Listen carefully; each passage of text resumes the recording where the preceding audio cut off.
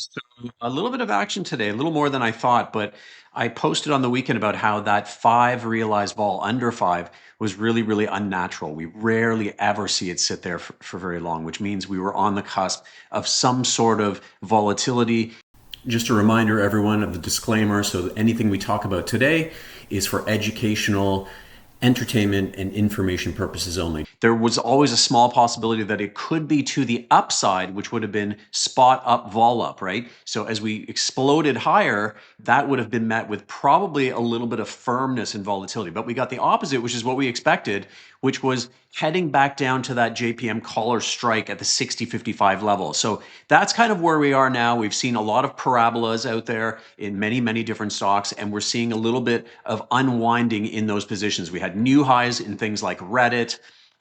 Meta actually pulling back a good amount today towards that 600 level. I think it's got maybe a little bit more room to pull back. Tesla over $400. We called that about a month ago. We got out of our position a little bit early, but we added a little bit today. So I still like that for a move to all-time highs.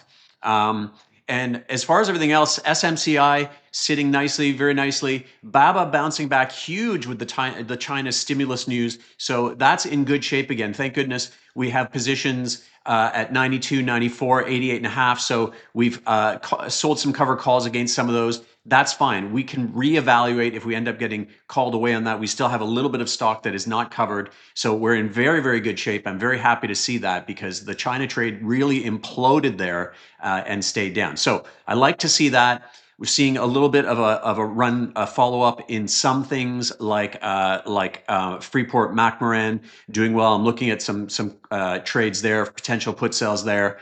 Still getting some decent premium for those Jans. Sometimes you get into these low vol 12, 13 environments and it's difficult to find very much premium, right? So you're sort of looking at things and you're going, wow, I want to sell those puts, but I'm getting like 50 cents for them or 75 cents for them.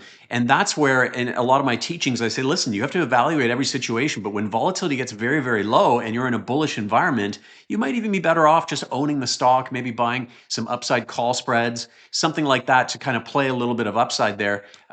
So that's a great way to look at it. You definitely don't want to, there's nothing I hate more than, getting $2 for a put only to see a stock run up 10 or $12. I really don't feel like that was a big win. Yes, it was a win, but it could have been better. And really, you have to look at things a little bit more holistically. Sometimes there's a bigger picture involved. And in those very low vol environments, that can happen. And you want to really look at that. Well, what's the real potential here?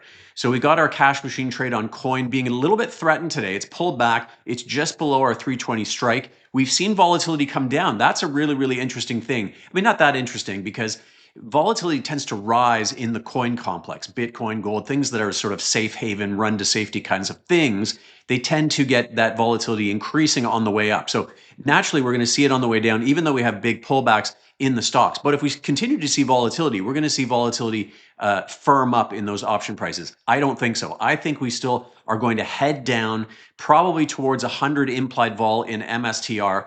And that's where I'm going to start looking at potentially some long volatility trades. So I'm banking on Bitcoin kind of staying around that 100,000 level. Google doing really, really well. Apple up huge today. As I've been saying for months, that is a safe haven. It seems to do well no matter what, but oftentimes it does well when things are a little shaky in other areas because it's the balance sheet king, right? Everybody wants to run into that cash, secure, predictable revenue stream.